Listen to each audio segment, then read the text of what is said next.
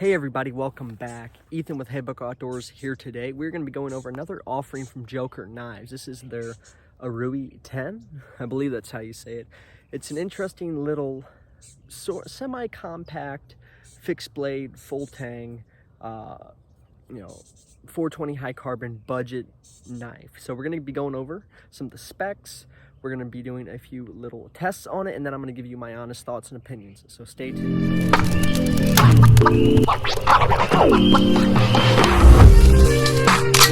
Before we do that though, please do me a huge favor, and if you have not already, subscribe to the channel. YouTube has been hitting the channel pretty hard lately, unsubscribing y'all by the dozen, so make sure you're still subscribed. If you're not, you know what to do. Again, a like, share, and comment helps promote the channel and the algorithms. You guys are the sponsor of the channel, so please help me out with that. Thank you. I've been doing some woodwork with the Joker Arrui.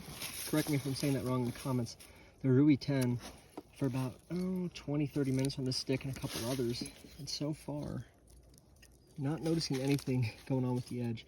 This has got 420 high carbon stainless steel, so definitely really easy to get a nice sharp point on there. All right, so this is the Joker Arrui 10, as you can see there.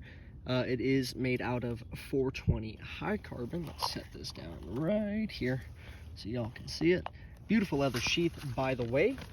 So, like I said, 420 high carbon stainless steel, full tang construction, so you can see that. And something else to notice is beautiful olive wood handle.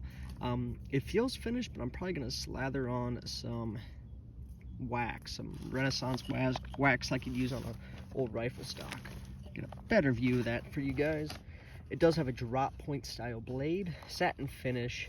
It's kind of got like a mixed Scandi, as you can see. It's kind of like almost like a hollow grind there. I'm not exactly sure, but it also flips up like this, like a Scandi right there. So definitely really interesting. I like the size of the stock on there. See if it'll focus.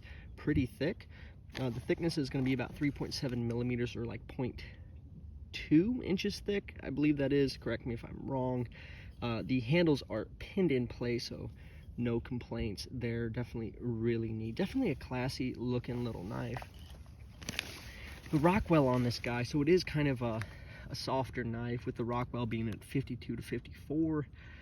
Not the best, but the good news is you're going to be able to get this thing wicked sharp, and then work from that. You are going to have to resharpen it quite a bit though if you're using it on the regular.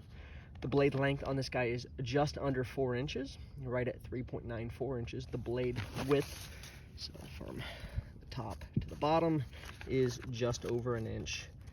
And then the brown leather sheath, that's something interesting to note. Something I've always loved about Joker is just the quality they put into their sheaths. I mean, look at that thing.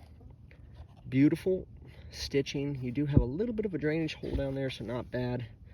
One thing I will note, if you don't get it, I mean, this could also be because it's new, but you know, you kind of have to finagle with it to get it in there just right. But you know, not too bad. It's got pretty good retention. Unless you're like flopping all over the place, you're not gonna have any issues about this thing coming undone. You got the Joker symbol there. Beautiful stitching here on the belt loop. Very, very stiff. Not really gonna have any issues with that, worrying about that coming apart over time, as long as you take care of it. And this guy goes for about $35 on Amazon at the moment. So let's get into the review. So sage here, and then I'm gonna take this Joker and see what we can do to get these zip ties off. Something I like to try. I do tend to use a lot of zip ties, so having a knife that can cut through them is important. Definitely a little bit of pressure needed there, but not too bad. Work on the second one. Boom.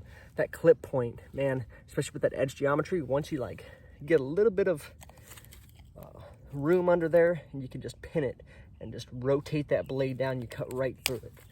So definitely no issues there. Moving on, do a little bit of chopping. As you can see, this piece of wood is not very thick.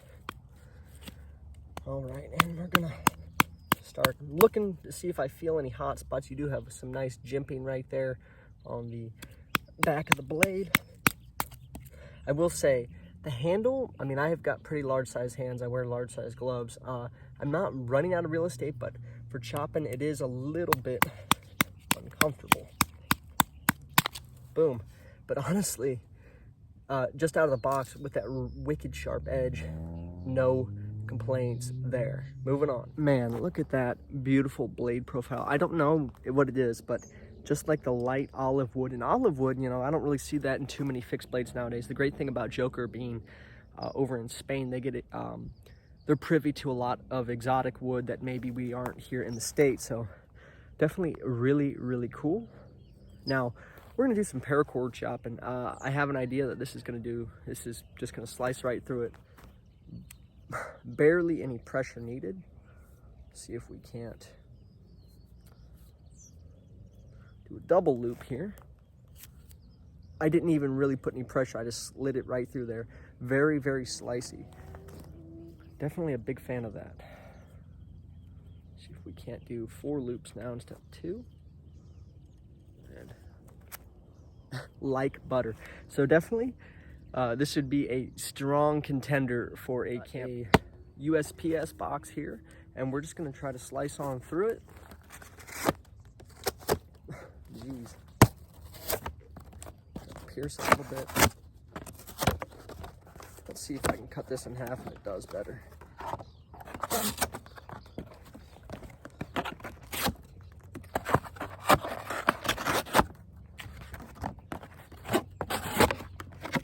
Just like a little bit of issues. Let's check that edge real quick.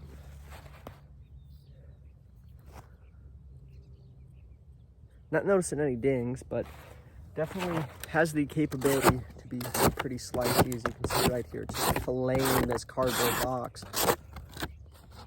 Hardly any pressure needed too. Let's see if we can get a nice thin one going. No complaints there. I'm gonna throw in a competitive option for y'all. So between the obviously, if you want to go with something that's tried and true and even cheaper than this particular Joker, the Mora Companion has been doing that for years. Something also, though, is this Brisa, the little hiker Enzo 95 with Sandvik 12C27. Definitely an excellent blade, pretty good stock. And honestly, I'm probably a bigger fan of this than the Mora. I don't know, just the way it's built. The way the way it handles for me in particular, as well as the leather sheath with the dangler option. That's going to run you about 50 to 70 bucks. So now, obviously, a little bit more expensive than the Mora, but I don't mind it. This one, I believe, is Finnish or Norwegian. I'll have to double check that, but I believe it's Finnish. But anyways, final thoughts with the Joker. One heck of a knife. I've thrown in some footage when I was up in the Sierra Nevada mountains a couple days ago, carrying this thing around, doing like some R&D, just trying to figure out if I like it or not. And man, the way it stayed on my hip, I was kind of worried about not having a retention strap or anything, but Joker, for the most part, has done a very great job with their sheaths, so no complaints there. I love how thick this thing is, but it doesn't minimize its ability to be super slicey or cut through things when it needs to. It made some excellent notches, great fuzz sticks. I mean, this thing is wicked sharp straight out of the box. And the fit and finish, something you have to keep in mind too. I've reviewed a couple different BPS knives, and sometimes the fit and finish is kind of sloppy around the $30 to $40 mark. But with this, I mean, this knife should cost 3 times as much, in my opinion. I mean, it is just a beautiful blade. No rough edges. I mean, the wood is perfectly contoured, no sharp edges. You know, none of the pins here aren't like butted up against the wood to a point where it's like mushrooming out. It's just very good fit and finish. And the ability that they're able to do this for that price point is pretty cool. And I will say the jimping is perfect. The only problem I saw was when I was doing some minor chopping, but as long as you aren't doing that for hours on end, I don't believe it'd be that big of an issue. Sorry, I got bugs flying in my ear. But yeah, that clip point design, I just think a knife like this is a perfect like hiking companion style blade. So yeah, overall, I'd say it's a pretty good knife. 420 high carbon, I wish they probably would have gone with like their Bowler N695, but I understand why they did it, to save money for not only them, but for the end consumer. So definitely no complaints there. It's holding up really well. I mean, it is stainless. 420 high carbon isn't as good as, say, even a Sandvik 12C27 is, you know, a steel like that, so you're going to have to watch for rust. I haven't noticed anything yet, and I've been beating up on this blade for a few days now. So I hope you guys enjoyed today's video. Please let me know what you think down in the comments below. If you want to see more videos like this, like, share, comment, subscribe if you haven't already. Please have a fantastic day.